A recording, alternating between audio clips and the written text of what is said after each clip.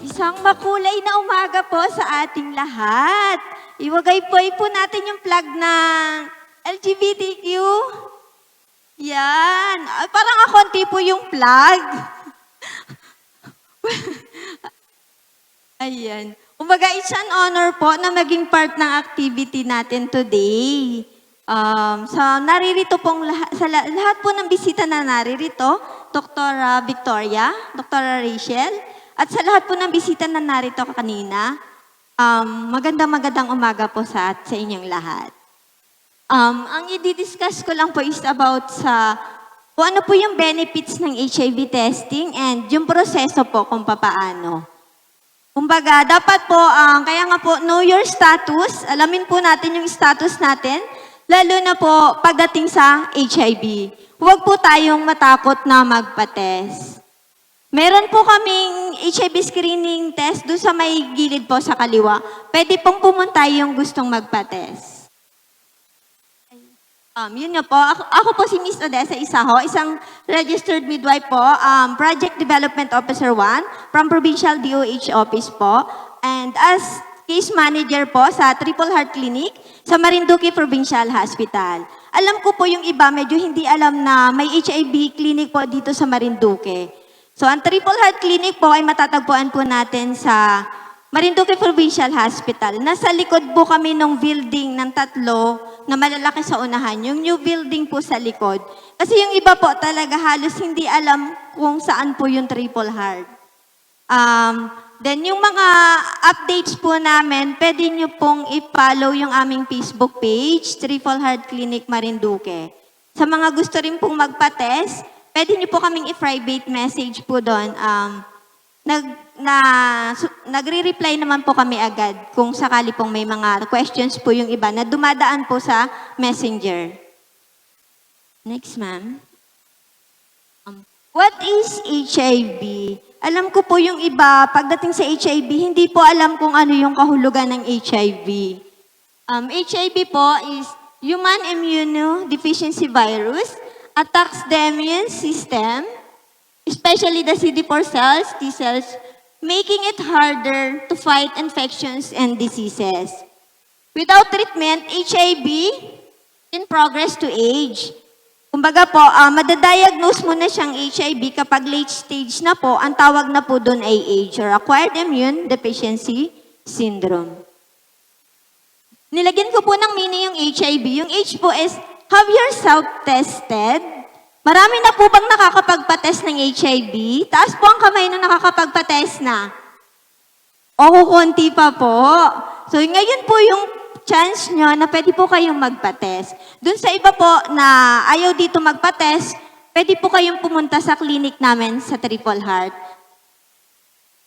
And invest in prevention. Ano daw po, paano po tayo mag-invest ng prevention? Practice po yung safe sex. Paano po ba natin magagawa na practice safe sex? Siyempre po, gumamit po ng condom. And value your health. Ibig sabihin po, value po natin yung health natin. Kumbaga, iisa lang po yung life na meron tayo.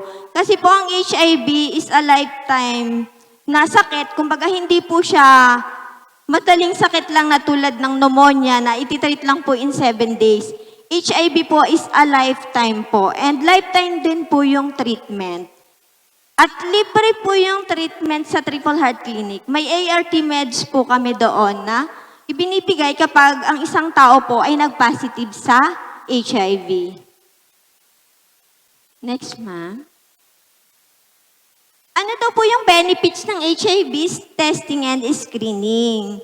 So, ito po yung mga benefits po ng HIV testing kapag nagpa-test po tayo. Next, ma'am. Know your status po, yun. Kumbaga po, aalamin natin po yung status, kung ano yung sakit na meron tayo or kung free naman po tayo sa HIV. Next slide, ma'am. Ayun. Get tested to find out if you are living with an infectious disease, most commonly HIV and age. Kapag alam po natin sa sarili natin ang status natin, lalo na po sa HIV. Early treatment po. Once po kasi mag-positive sa HIV ang isang tao, nagkakaroon po agad ng early treatment. Ano daw po yung early treatment namin? Yun po yung ART meds na binibigay namin sa isang pasyente para po masuppress or mapahina o mapatulog ang virus sa katawan ng isang tao para hindi po siya mag-progress or mapunta po sa status ng age. Next, ma'am.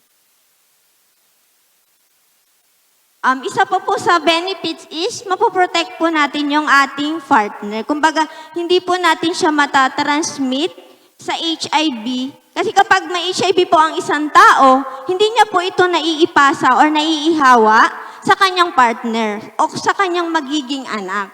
So, kasi yung iba po nag-worry na, ma'am, paano po pag gusto kong magkaanak?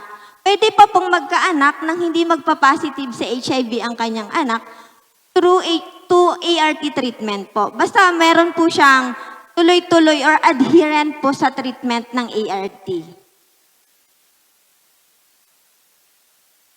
Ayun, may safeguard your family.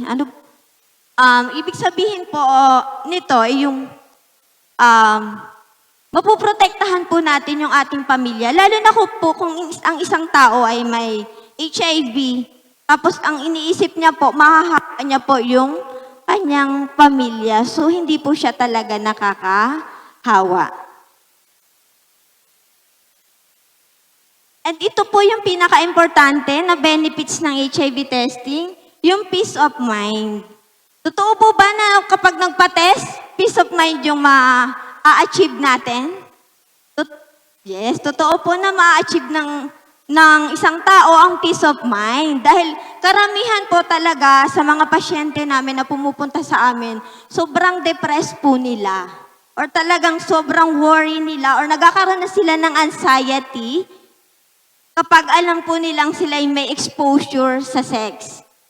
Kaya po ini-initiate na po agad namin na sila ay magpa-test para po at least yun po yung mas makakalesen ng kanyang anxiety. Stop the spread po. So mapipigilan po natin yung pag-spread.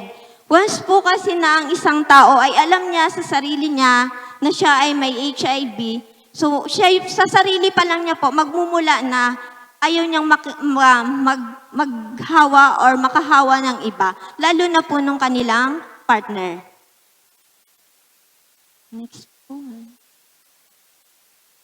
Ayun. HIV counseling and testing po. Ito po yung proseso kung paano po yung pagpapatest. Kasi yung iba po natatakot kung paano, ma'am, gaano po ba kadaming dugo na kukunin namin pag kami magpapatest. So, simple lang po yung pagpapatest. HIV testing po is strictly voluntary. Kumbaga, voluntary po na magmumula sa ating sarili at hindi po kailangang pilitin or impluwensyahan ng iba bago tayo magpa-test. So, sa sariling desisyon po. And yun nga po, confidential. Kaya nga po yung iba gustong magpa-test sa clinic dahil nasisecure po nila na confidential yung kanilang pagpapatest. Dahil sa clinic po, dalawa lang po kami. Yung aking hack nurse po, si Ma'am Judith, na nasa screening ngayon. And ako lang po ang nasa clinic. Yung doktor po namin, si Dr. Riego, ay tinatawag po namin siya once po with client kami na may referral sa kanya. Next po. Post-test or pre-test counseling. Papak daw po.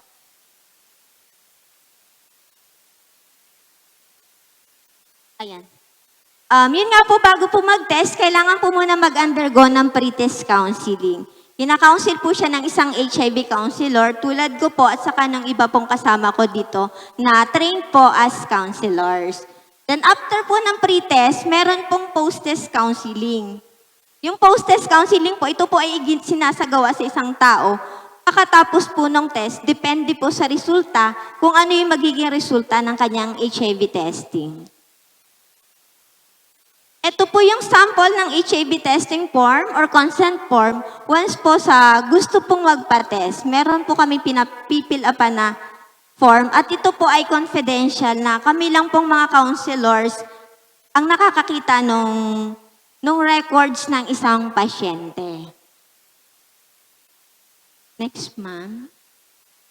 Minors po below 15 years old cannot be tested for human HIV test without parental consent. Kasi yung 15 years old po and above, kumbaga kaya niya na magdesisyon para sa sarili niya kung magpapa-HIV test siya. So yung 15 years old po and below, yun nga po with parental consent po ng kanyang magulang. Next po. Yun. Ito po yung steps to keep in mind. Yung HIV 101 po, yan po yung lecture na ginagawa to inform po yung mga clients kung ano po yung HIV, ano yung kaibahan niya sa age, ano po yung mga way of transmission, paano po maiiwasan ng HIV. Alam ko po dun sa iba dito, halos nadidiscusan na po ng HIV dahil may mga HIV awareness po na a-attendan yung ating mga LGBTQ community po. Ito na po yung procedure ng HIV screening. Yun nga po, pre-test counseling po muna yung mauuna. Then, may mga materials na pong naka-ready doon. Yun yung pangalawa. And next po, yun po, may hanajin or mag-use na po ng gloves yung magti-test. Then, pricking lang po yung ginagawa sa tip po ng ating daliri. So, hindi na po siya dito. Testing po yung sa arm pag kinukunan. Ayun nga po, i-add po yung blood na nakuha using dropper po. Then ilalagay ship po siya dun sa test kits. Tip lang po yun ng blood. And next po, yun. Wait po the results. Yung results po is, recommended time po is 10 to 20 minutes po. May resulta na po agad yung testing na ginawa. Ito po yung mga results na pwedeng lumabas. Non-reactive. Ibig sabihin po pag non-reactive, yun nga po, safe tayo or wala tayong HIV. And reactive po, ito po yung nagpo-proceed sa confirmatory testing and post-test counseling po. Invalid po is, yun pa, i-repeat po yung test with a new device para po ma-determine kung ano po talaga yung accurate results dun po sa test na ginawa. Next po. Ayun. Post-test counseling and i-dispose po improperly yung mga materials pong ginamit para po, lalo na po yung mga hazardous na materials nilalagay po sa safety box or sa Kojak po. Next po, ma'am. Yan. Ito po yung pinakang algorithm po ng testing. Yun nga po, may pre-test counseling and screening test. Once po nag-non-reactive, magdidepende po kami sa window period ng isang tao kung need po siyang i-repeat after 3 months po from the exposure po nung last sexual activity po ng isang tao. And yung pag nag-reactive naman po, yun nga po, i-repeat test po siya sa laboratory ng Marinduque Provincial Hospital. Another test po ulit yun with same test kits. Then, yun po is for confirmatory na po yun. Magpapadala po kami ng blood sample sa San Lazaro to test po kung ano yung resulta. Doon na po natin malalaman kung positive or negative yung resulta ng HIV test na ginawa po namin sa isang pasyente. Yung window period po is standard po is 2 weeks to 3 months from the last po ng sexual contact ng isang tao. Yun. Sana po ay, alam ko pong dito na lang magtatapos yung slide ko. Sana po hindi po tayo matakot magpa-test. Andito po ang aming mga counselors at ang aming medtech sa mga gusto pong magpa-test. And si Dr. Arriaga po. Ayan.